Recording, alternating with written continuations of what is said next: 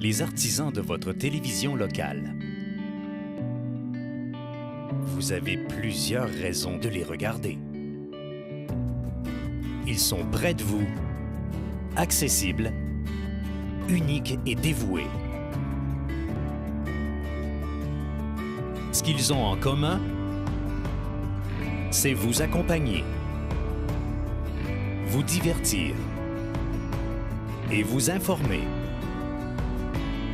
Télé-Cogeco, c'est vous.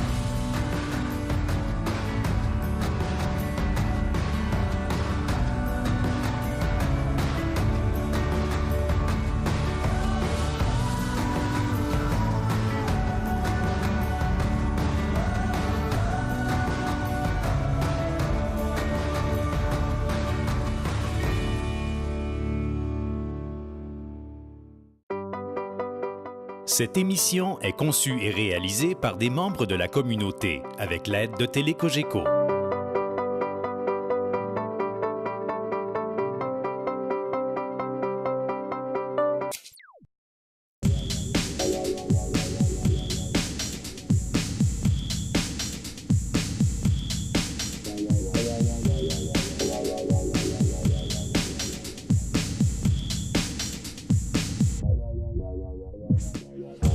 Mesdames et messieurs, bonjour et bienvenue à votre magazine culturel Zoom. À la Bibliothèque Georges-Henri Lévesque de Roberval, ça déborde d'inspiration, que ce soit en peinture, en photographie, en artisanat ou encore en lecture. Alors, tous ces reportages à votre magazine Zoom. Bonne émission!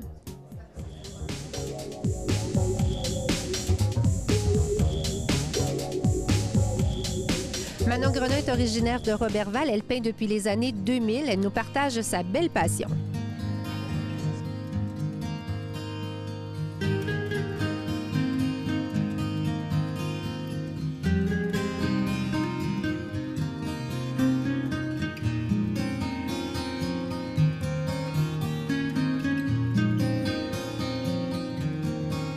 Maintenant, nous sommes à la Bibliothèque Georges-Henri Lévesque. Une très belle exposition nous attend. On est dans tous les sens, dans le coloré, dans le noir et blanc. Il y a beaucoup de travail. Parlez-moi justement de ce travail ou comment ça a commencé le projet de cette exposition-là? En fait, l'exposition d'aujourd'hui, c'est à travers le temps un petit peu de toutes mes œuvres parce qu'il y a des premières œuvres puis il y a des dernières aussi.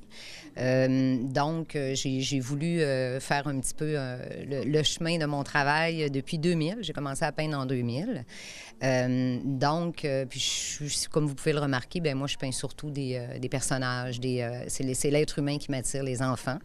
Et donc, j'utilise la générosité de photographes voyageurs sur Internet. C'est l'Internet, dans le fond, qui m'a permis de trouver les sujets qui me fascinent autant.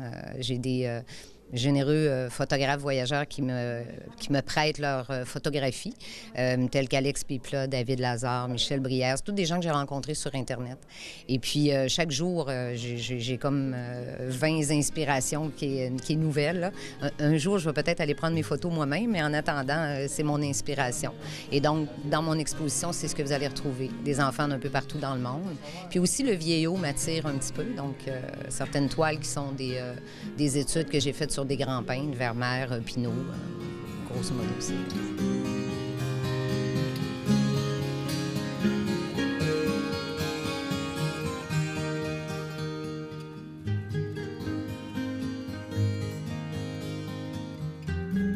On a du noir et blanc également, des visages. Est-ce que c'est la même technique ou on s'y est pris autrement? En fait, c'est de l'huile, c'est la même technique, c'est du portrait, sauf que le noir et blanc m'attire beaucoup. C'est comme... je dirais que c'est un peu d'être un peu paresseuse comme peindre parce qu'on se limite à 2 couleurs puis il faut aller chercher la même vérité. Moi, il faut que ce soit hyper réaliste. Fait que le noir et blanc, c'est vraiment un médium que je trouve plus agréable et qui vient vraiment un petit peu plus me chercher. Fait que je fais des expériences, j'essaye des choses. Je fais du noir et blanc, je reviens à la couleur de temps à autre parce qu'en général, la couleur plaît un petit peu plus. Là. Mais moi, personnellement, le noir et blanc, là, c'est quelque chose que je veux encore approfondir. Là. C'est drôle que vous disiez que ce soit pour les paresseux parce que c'est pas évident. Le blanc, c'est pas évident. Le noir non plus. Ce ne sont pas des couleurs faciles à travailler sur une toile qui est à la base blanche. Alors, le côté paresse, là, je le comprends pas vraiment. Bien, en fait, moi, je suis quelqu'un qui fait ses couleurs beaucoup quand je peins. Fait que quand je termine une toile en couleur, je finis peinturée de la tête aux pieds pratiquement. Je me salis beaucoup. Fait que le noir et blanc, je trouve ça plus facile parce que je me concentre vraiment sur ce que je veux produire. Donc, en n'ayant pas les couleurs à faire, c'est peut-être un peu ça. Puis c'est dans mon œil, je trouve ça facile, le noir et blanc. Fait que je me trouve paresseuse, mais j'adore ça.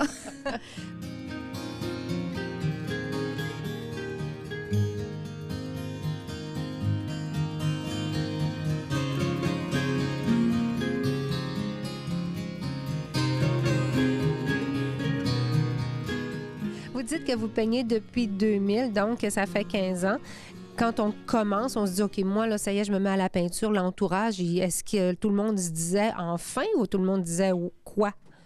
Bien, en fait, depuis que je suis toute petite, j'ai toujours dessiné, j'ai toujours fait du fusain, de la pastel, mais j'avais jamais eu l'occasion de m'initier à la peinture, mais je savais qu'un jour, je l'essaierais. Dans mon domaine d'études, j'ai étudié en publicité. Aussi, on faisait beaucoup de graphisme, donc j'ai touché à la peinture un petit peu à ce niveau-là. Mais c'est par hasard que j'ai participé à une formation de Mme Chantal Guy de Saint-Prime. Je me suis inscrite à 10 cours, j'ai suivi les 10 cours, j'ai jamais arrêté depuis ce temps-là. Vous avez été une bonne élève. Je pense que oui, mais j'avais un bon professeur, puis c'est jamais pu arrêter. Puis ce temps-là, j'en ai toujours une en production. C'est un besoin, là, dans le fond. Bien, en tout cas, nous, je pense que le besoin va être créé maintenant de vous suivre et d'aller voir vos expositions. Je vous félicite encore une fois. C'est vraiment très inspirant, très beau. Merci. Merci beaucoup. Merci.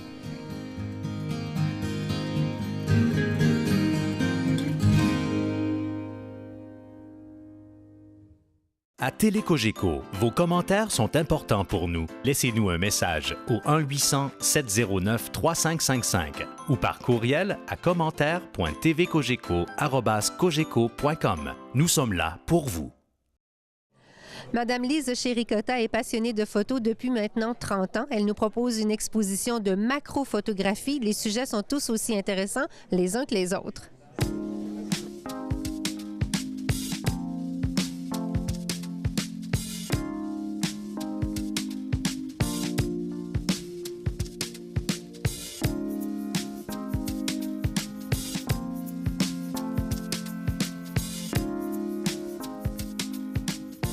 Lise, nous sommes dans ton univers, l'univers de la macrophotographie, une passion que tu exploites depuis plusieurs années, je crois. Oui, alors j'ai commencé il y a environ 30 ans à m'intéresser à la photographie, d'abord par les oiseaux. C'est les oiseaux ensuite qui m'ont amené aux plantes et aux insectes.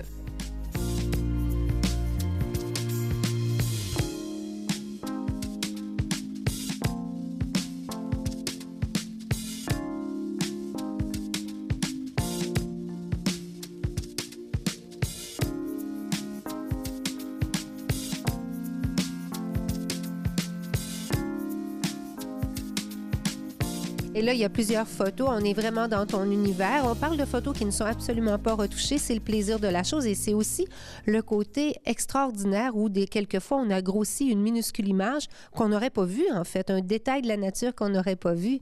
Exactement. C'est un peu une marche qu'on fait et on s'arrête pour regarder qu'est-ce qu'il y a autour de nous, ce qu'on foule de nos pieds.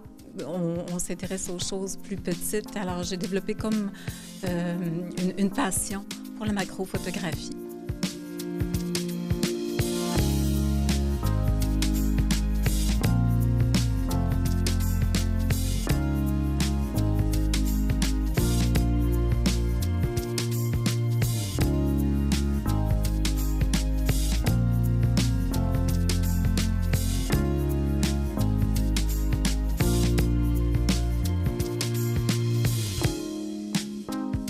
Ça demande une précision incroyable. Est-ce qu'on doit utiliser un appareil particulier?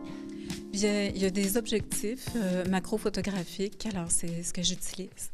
OK. Et là, quand on commence une passion comme ça, j'imagine qu'on photographie, par exemple, l'oiseau au grand complet. Puis à un moment donné, on se concentre. On veut de plus en plus photographier des choses tout petites que l'on va mettre en valeur. Exactement. Alors, c'est vraiment faire une recherche pour... c'est un petit peu ce qui tombe sous mon œil. Je recherche des détails. Alors, c'est souvent ce que je trouve À mettre en valeur. Oui, à mettre en valeur.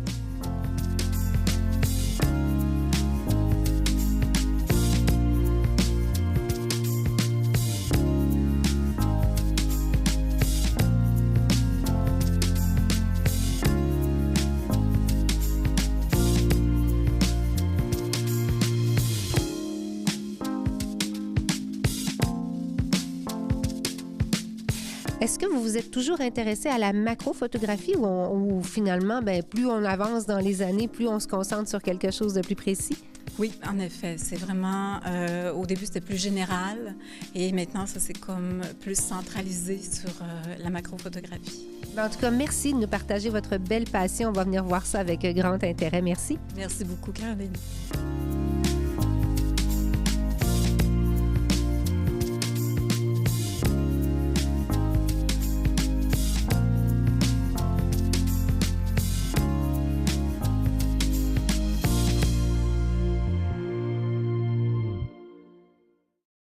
À Télécogeco, il n'y a pas de rendez-vous manqué. Pour voir ou revoir vos émissions, sélectionnez la position 602 sur votre télécommande et choisissez le contenu que vous souhaitez visionner au moment qui vous convient. C'est facile et c'est gratuit. Monsieur Daniel No est originaire de Saint-Félicien. Il est thanatologue depuis maintenant 20 ans et maintenant il est auteur. Il est venu nous présenter le 3e tome de Avis de décès. Donc, dans un premier temps, permettez-moi de vous souhaiter la plus cordiale des bienvenues et bienvenue à M. Daniel No, notre conférencier de ce soir. Un croque-mort bien vivant et très énergisant. Monsieur No, de retour dans votre patelin. Vous êtes natif de Saint-Félicien et aujourd'hui, vous êtes du côté de la Bibliothèque Georges-Henri Lévesque pour nous présenter votre tome 3. Alors, on a eu évidemment les avis de décès, le numéro 1, numéro 2, puis là, on a le numéro 3. Comment on arrive à faire un tome 3? J'imagine que les histoires, vous pourriez en avoir jusqu'à 10 tomes, là. Bien, effectivement. Et justement, on a donné une autre nature au tome 3 en s'écartant des faits réels anecdotiques. Parce que, comme vous dites, on pourrait faire 10, 15 tomes avec des histoires vraies, vécues, mais ça deviendrait redondant. Fait que j'ai suggéré à l'éditeur, pourquoi pas aller dans le surnaturel? Parce qu'on me raconte toutes sortes d'histoires en tant que thanatologue. Vous savez, les gens qui nous abordent en disant « Ma grand-mère m'est apparue la nuit qu'elle est morte », il y en a plusieurs. Déjà, dans nos vies de tous les jours, on s'en fait raconter. Fait que je me suis dit, pourquoi ne pas retransmettre ces histoires-là qu'on m'a racontées? Le but n'est pas de démontrer qu'il y a une vie après la mort, ni de dire si j'y crois ou pas. Mais pour clore la trilogie, pour montrer un autre aspect de la mort, là, j'invite le lecteur à se brosser un petit bouillon de poule, à tamiser les lumières le soir, à s'asseoir sur ses jambes et à se faire peur. Parce qu'on va dans toutes sortes de directions, que ce soit de la possession au rêve prémonitoire, à la petite fille qui fait des dessins énigmatiques, aux fantômes qui apparaissent la nuit. Toutes sortes d'affaires comme ça qu'on m'a vraiment racontées. Elle avait un magasin de fournitures funéraires avec son père. Et un soir, le seul soir où je suis embarqué avec lui, il fallait qu'il passe au bureau et il m'a demandé si je voulais y aller. Fait que j'ai dit oui. Vous savez, des fois dans la vie, il y a des oui ou des non qui font toute une différence. Et ce soir-là, si j'avais dit non, j'aurais pas les enfants que j'ai aujourd'hui, j'aurais pas la vie que j'ai là, mais j'ai dit oui. Fait que je suis entré dans la boutique et j'ai vu le matériel funéraire à froid. Sans émotion, c'est les bouteilles de fluide, les instruments, la colle, les cires, les scalpels, la ouate, la table d'embaumement, tout le kit. Et ça a allumé une lumière en dedans de moi. On vous raconte des histoires, évidemment, tome 3 de Avis de décès, comme la première fois que vous avez dit à quelqu'un, je pense que je vais écrire un livre là-dessus, la personne a réagi comment? Mais ça a bien tombé parce que c'était l'éditeur. Moi, je rêvais depuis longtemps d'écrire et à la faveur d'implications littéraires à Bécomo, où j'habite maintenant, Brian Perrault était passé là, puis il vient me dire qu'il s'était démarré une maison d'édition. Alors, je lui dis, ouais, ça m'arrive des fois d'écrire. Puis, elle a dit, je me cherche des auteurs, Daniel. Si jamais tu as des histoires, transmets-les-moi. Et c'était quelques mois plus tard où une autre auteure, Sylvie-Christine Deveilly, m'a dit « Hey, là, si Brian t'a lancé une invitation, vas-y. » Fait que j'ai soumis l'idée. C'était la première personne à qui j'ai vraiment donné l'idée parce que j'avais déjà recueilli des idées d'anecdotes. Fait qu'il a embarqué tout de suite. Il dit « Go, on fonce, puis on le fait. » Fait que ça a bien tombé parce que la première personne à qui j'en ai vraiment parlé, ça a été Brian Perrault. Et on a édité le tome 1 là-dessus. Vous êtes thanatologue de formation. Vous avez fait toutes sortes de détours pour vous y rendre, plusieurs études. Vous êtes diplômé de plusieurs choses. Comment vous est venue l'idée d'être thanatologue? Est-ce que c'était une histoire de famille? Souvent, la thanatologie, ça se transmet de père en fils. Vous, est-ce que c'était le cas? Non, pas dans mon cas. Puis effectivement, c'est très souvent des entreprises familiales. Puis surtout dans la région, on en avait plusieurs, Saint-Félicien, à Normandin, à Dolbeau, à Roberval, ici, avec M. Faïda Fortin dans le temps. Non, moi, c'était, comme c'est écrit dans le tome 1, j'étais aux études à l'Université Laval en géographie, fait que j'étais complètement ailleurs. Et un de mes amis qui jouait de l'impro avec moi avait une entreprise de matériel funéraire, avec son père. Un soir de pratique, il faut qu'il passe au bureau. C'est la seule fois de l'année où je suis embarqué avec lui. Je vois le matériel à froid, les fluides, les instruments, les cordes, les watts, la cire, tout ce qu'il faut pour embaumer. Et ça a littéralement allumé une belle lumière en dedans de moi. Je me suis informé, je suis tombé en amour avec le métier. En fait, une révélation plus. Je l'avais probablement en dedans de moi, mais le voile s'était jamais écarté. Et là, c'est arrivé. Fait que c'était ça en 92, en mars 92. Fait que l'histoire a continué. Hey, man, je trouvais quelque chose. Pas vraiment dans la thanatologie. Je dis, oh, wow, je te verrais tellement. Mais tu sais, une maman, on deviendrait tueur en série, elle trouverait qu'on fait bien ça, tu sais. Fait que le commentaire a été rejeté d'office parce qu'il n'est pas crédible. Fait que là, j'ai demandé à mon père, je dis, ouais, je dis, t'as bien que je m'en irais thanatologue? Il dit, ouais. Il dit, croque-mort. Ah! Un petit doute qui s'installe. Et après quelques instants, il dit, pas de problème, tant que tu ne ramènes pas d'ouvrage à la maison. Donc, vous êtes thanatologue depuis 20 ans et c'est vrai que quand on arrive dans une soirée, puis qu'est-ce que tu fais, puis vous, thanatologue, il y a comme tout le temps une espèce de petit mouvement de recul. Hein? On n'est pas sûr. Hein? Effectivement, c'est très bien traduit ce que vous dites là. Il y a un mouvement de recul. Quelques personnes vont faire « Ah, wow, capoteur! » Bon, là, les neveux, mais la plupart, c'est « Ah, ouais? Et pourquoi tu es là-dedans? » Et souvent, ce qu'on va me demander, c'est, avec un petit peu d'effroi, dire « Ouais, mais t'aimes ça travailler avec les morts? » Et moi, je leur réponds « Je suis seulement 2 heures à peu près avec la dépouille. Les 4 autres journées, j'étais avec la famille. Et eux sont vivants. Eux, ils ont besoin, sont en détresse, et je peux être un support pour eux. Fait que, oui, travailler avec le cadavre, c'est un aspect qu'il faut aimer, mais on a beaucoup plus à aller chercher en travaillant avec les membres de la famille et amis. Vous venez de me dire que vous avez clos donc cette trilogie. J'imagine que vous mijotez autre chose. Oui. D'ailleurs, le tome 3, en plus de parler du surnaturel, d'entrée de jeu, notre thanatologue qui a narré les 2 premiers livres annonce qu'il est sur son lit de mort et que la faucheuse est assise au coin de son lit, au pied de son lit, en feuilletant un vieux Châtelaine 73 ou 76, comme pour qu'on dise que dans le monde onirique, même les hôpitaux ont des vieilles revues. Et il va mourir, le croque-mort, narrateur. Et à la fin, avant de mourir, il dit « Bon, je vais passer ma vie avec la mort, avec la faucheuse. Je meurs à cette vie littéraire-là pour renaître à d'autres. Et c'est pour ça que j'aimerais bien plonger dans le roman, dans la fiction, mais toujours peut-être en restant dans le créneau du monde funéraire, parce que c'est un puits intarissable d'idées et de situations qui peuvent amener des fichus de bonnes histoires, soit des trailers, des suspens psychologiques ou d'horreur peut-être, et un créneau qui n'est pas exploré. Fait qu'il y a beaucoup, beaucoup de choses à écrire là-dessus. Vous êtes donc originaire de Saint-Félicien. Quand vous revenez ici, est-ce qu'il y a des incontournables, des endroits, des gens que vous visitez? Bien, c'est sûr qu'il y a la famille. Après quelques années où on s'éloigne, bien, c'est sûr que les choses changent. Certains établissements disparaissent.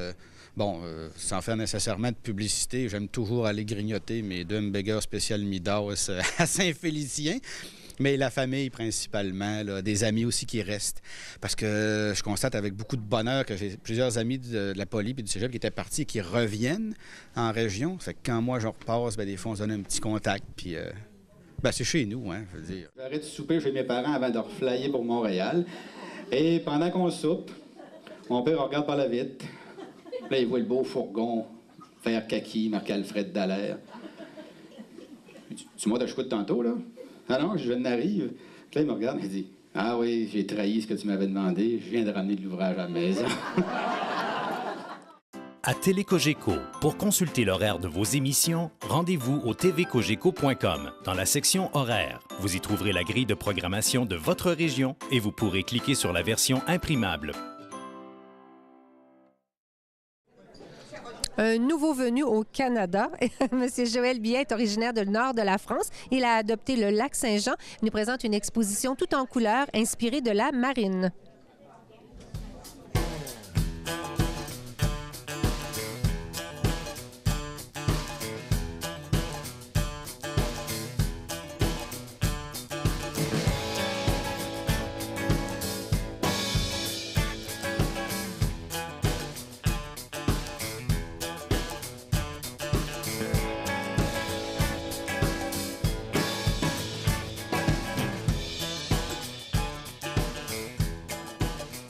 Monsieur Billet, vous êtes venu nous voir ici avec vos magnifiques toiles.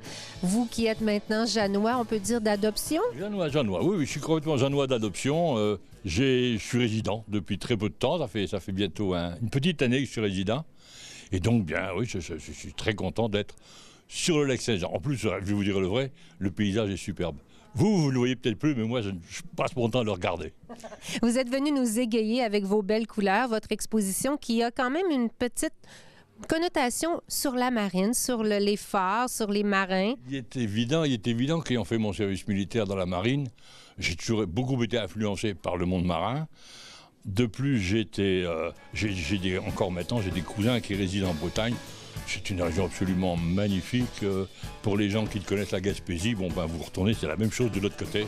Donc on y a les mêmes spécialités, les homards et tout. Donc vous voyez qu'il n'y a pas de problème. C'est presque le Canada là-bas, en fait.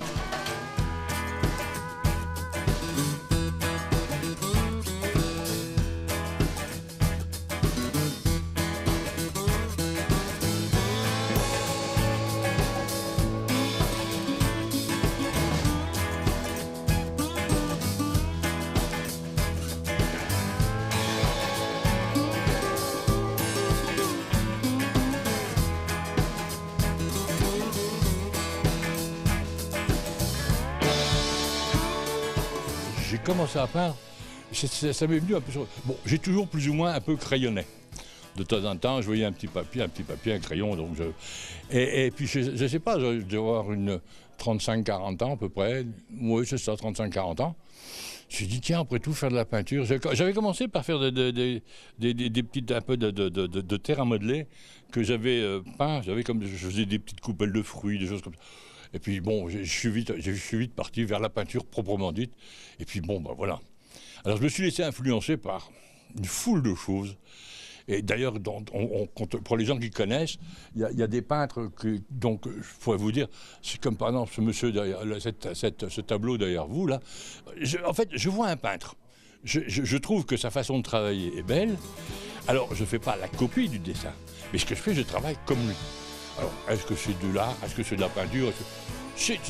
Moi, ça m'amuse.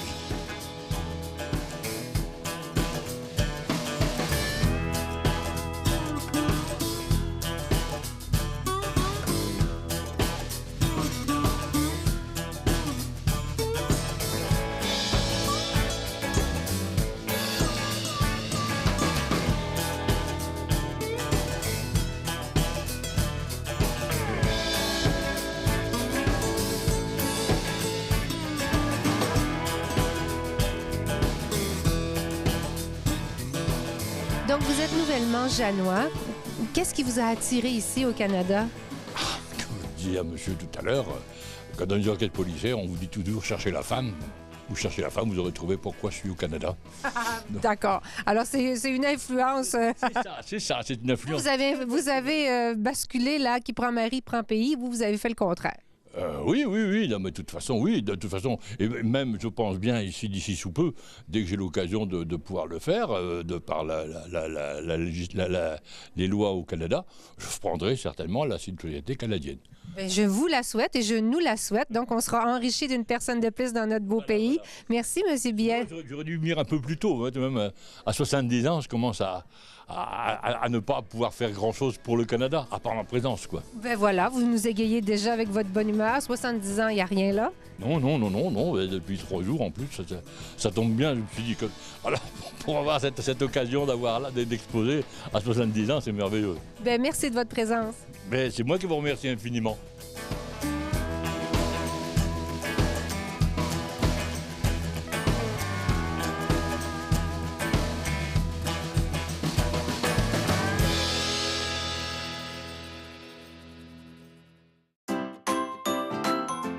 À Télécogeco, notre auditoire est important. Pour connaître le contenu de vos émissions, suivez-nous sur Facebook Télécogeco en cliquant « J'aime » sur la page d'accueil. Une façon simple et conviviale de garder contact avec nous. Peut-être qu'ils ont le secret pour une vie de couple qui dure longtemps. Monsieur Roseberry et Madame Lavoie ont compris. Ils travaillent le bois, travaillent l'artisanat, le canevas et plein d'autres choses. Ils sont passionnés d'artisanat.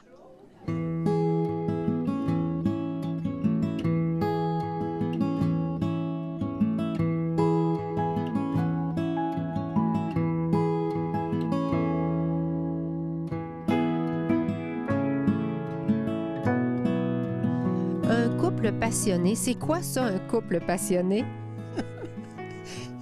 C'est des choses qu'on aime à faire. Et ça vous occupe bien. Vous travaillez le bois, vous faites toutes sortes de petites choses aussi. J'ai vu des maisons, Mais mes maisons, c'est pas en bois, par exemple, c'est en carton. Oui, c'est ça. Mais vous, monsieur Roseberry, vous travaillez le bois. Ça fait longtemps. Vous aviez 16 ans quand vous avez commencé à travailler le bois. J'ai commencé à 16 ans, puis j'ai travaillé le bois pendant 50 ans. Toute seule, si tu veux. J'ai commencé avec mon père, puis après ça, j'ai continué tout seul. Puis jusqu'à 50 ans. Hey, ça, c'est une vraie passion, ça? Ah oui, c'est une passion. J'ai toujours aimé à travailler le bois. Puis j'ai aimé à faire l'ameublement dans les maisons privées, tout ça. C'est toujours été ma passion.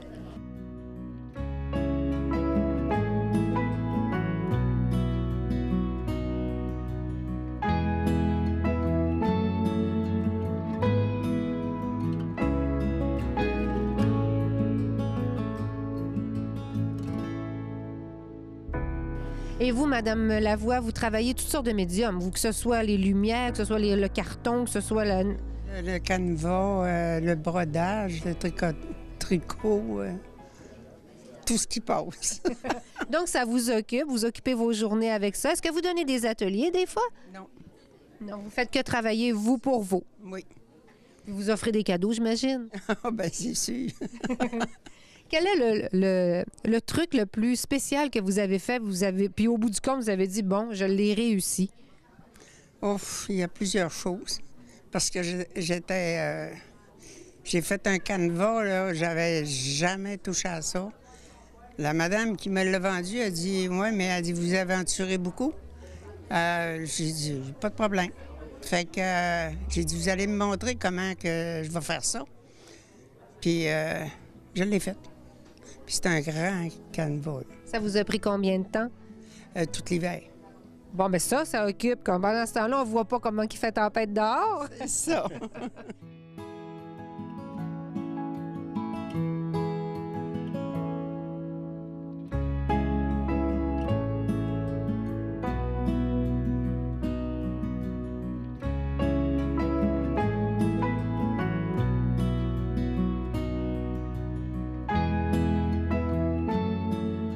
Ça garde en forme, donc ça garde en forme physiquement, ça garde en forme aussi le cerveau quand on travaille. Hein? Les enfants étaient partis à l'école à Saint-Félicien. Fait que j'étais toute seule. Lui, il travaillait sur le chemin de Chibougamau. Fait que là, j'ai dit, non, faut pas que je m'ennuie. Fait que je faisais des choses. Vous faisiez du bricolage, toutes sortes de projets. C'est ça. Donc, dans la famille, là, vous êtes la madame qui a toujours un projet. Oui. J'imagine que les gens parlent de vous comme ça. C'est probable. Bon, en tout cas, moi, je vous félicite. Vous êtes inspirant, puis je pense que je vais garder ça en mémoire, de toujours être occupé pour pas trop se chicaner, pour s'endurer. Mais là, on n'a pas le temps de chicaner. Voilà. Ça, c'est une recette. On n'a pas eu de problème sur ce bord-là. Bon, en tout cas, merci. Merci de nous partager vos passions. Merci beaucoup. Merci.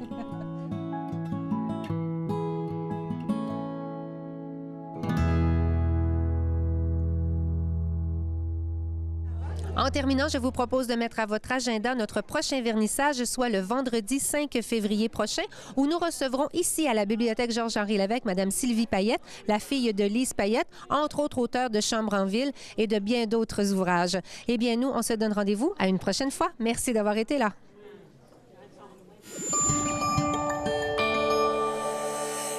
Télécogeco, un service exclusif aux clients de Cogeco.